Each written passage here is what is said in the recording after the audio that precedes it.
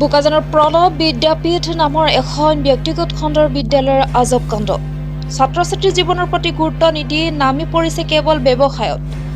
বিদ্যালয়খনৰ কৰ্তৃপক্ষ আজি বহু বছৰ ধৰি ছাত্ৰ ছাত্ৰীৰ জীৱনক লৈ হেতালি খেলি আহিছে। কৰ্তৃপক্ষক লাগে কেৱল ধন। যদি আপুনি মনতে ভাবিছে এইখন বিদ্যালয়ত আপোনাৰ ল'ৰা বা ছোৱালীক পঢ়ুৱাম বুলি, তেন্তে সাৱধান হওক। আপোনাৰ ল'ৰা বা ছোৱালীজনীক ঘৰৰ পৰা আনিবলৈ যোৱা বিদ্যালয়খনৰ বাছসমূহ নাই কোনো বৈধ নথিপত্ৰ। আজি কেইবাবছৰৰ আগতে বাছসমূহৰ নথিপত্ৰৰ ম্যাদ উকলি যোৱাৰ এক তথ্য পোহৰলৈ আহিছে। পৰিবহণ বিভাগে বহু আগতে বিদ্যালয়খনৰ কৰ্তৃপক্ষক বাছসমূহৰ বিষয়ে জাননী দিয়াৰ পাছতো কিন্তু পৰিবহণ বিভাগৰ জাননীক বুঢ়া আঙুলি দেখুৱাই নামি পৰিছে ধন ঘটা ব্যৱসায়ত। আমি ক'ব বিচাৰিছো, পাহাৰীয়া জিলা কাৰ্বি আংলঙৰ ঔদ্যোগিক নগৰ হিচাপে পৰিচিত বোকাজান মাজমজিয়াস্থিত এখন আগশাৰী ব্যক্তিগত খণ্ডৰ বিদ্যালয়ৰ প্ৰণৱ বিদ্যাপীঠ বিদ্যালয়খনৰ কথা। বিদ্যালয়খনৰ বাছসমূহৰ ম্যাদ উকলি যোৱাৰ জাননী 6 মাহৰ আগতে পৰিবহণ বিভাগে প্ৰেৰণ কৰাৰ পাছতো বিদ্যালয়খনৰ কৰ্তৃপক্ষই কোনো ধৰণৰ গুৰুত্ব আৰোপ নকৰা কালি সন্ধিয়া পৰিবহণ বিভাগে উপায়ন্তৰ হৈ 7খনকৈ বিদ্যালয়খনৰ বাছ জব্দ কৰিবলৈ বাধ্য হয়। বোকাজানৰ পৰা অনন্তৰাম ৰিপৰ্ট।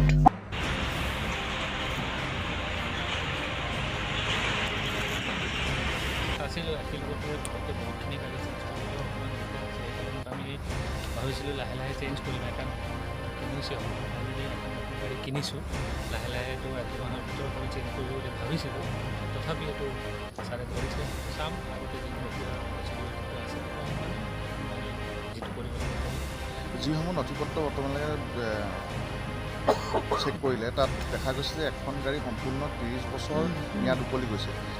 ইমান পুৰণা গাড়ী এখনৰ কাগজ পত্ৰ আপোনালোকে কেনেকৈ বনাব লাগিব?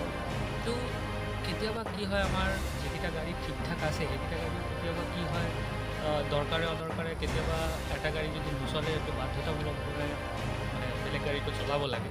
এনিহাও গোটেই বস্তুটোৰ আমি মানে প্ৰচিডিউৰাল যিটো মেটাৰ আছে সেইটো আমি চেষ্টা কৰিম যিমান সোনকালে সম্ভৱ।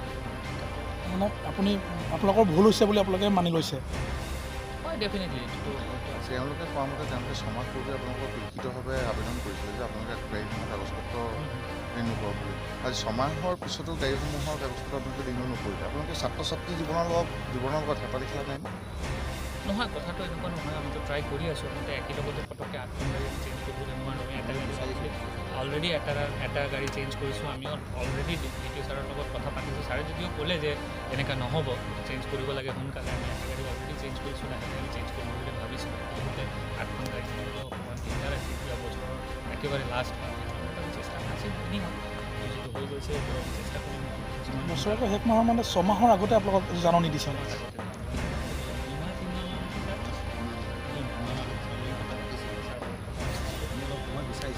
পাইছোঁ 1994 চনত টেক্স দিয়া, তাৰপিছত টেক্স নাই, আৰু এখন গাড়ী এতিয়ালৈকে আমি তালিকা কৰা অৱস্থা। এতিয়া গাড়ীসমূহৰ কি ব্যৱস্থা হ'ব?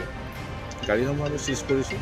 তেওঁলোক অফিচলৈ আহক, যিখিনি টেক্স ফিটনেছ ফেল আছে তেওঁলোকে টেক্স ফিটনেছ আপডেট কৰক, আৰু বাকী যিখিনি অন্য ষ্টেটৰ যিখিনি গাড়ী আছে সেইখিনি তেওঁলোক লওক।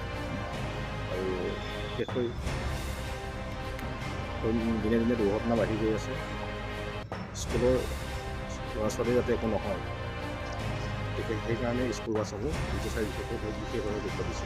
আমি জানিব পাৰিছোঁ যে বিগত সময়ত চাওক, এতিয়া বোকাজান মহকুমাত আমাৰ যিমানখন স্কুল আছে, আমি স্কুল কৰ্তৃপক্ষক আজি 6 মাহৰ পৰা আমি লিখিতভাৱে জনাই আছোঁ যে আপোনালোকৰ স্কুলৰ আণ্ডাৰত যিমানকেইখন বাছ আছে সকলো বাছৰ নথিপত্ৰ যিখিনি আছে আপডেট কৰোঁ, আৰু বিশেষকৈ জড়িত সৰু সৰু ল'ৰা ছোৱালীৰ লগত। কিন্তু তেওঁলোকে আমাক কোনো ৰেচপন্স নিদিয়াত আমি ৰাস্তালৈ ওলাই আহি তেওঁলোকৰ বাছসমূহ চেক কৰিব আৰম্ভ কৰিলোঁ। চেক কৰি কৈছোঁ আমি 7খন চিজ কৰিছোঁ। এই অভিযান আগন্তুক 31 মাৰ্চলৈকে চলি থাকিব। এইটো শিক্ষক আৰু কৰ্তৃপক্ষসকল সম্পূৰ্ণ জগৰীয়া নহয়নে এই ক্ষেত্ৰত?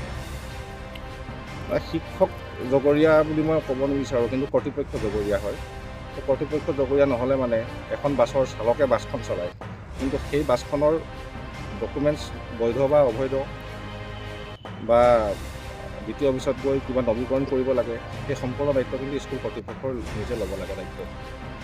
স্কুলৰ শিক্ষাৰ্থীসকলক লোকসকলৰ জীৱনক লৈ সম্পূৰ্ণ হেতালি খেলা এটা অভিযোগ আহিছে। হয় হয়, নিশ্চয়।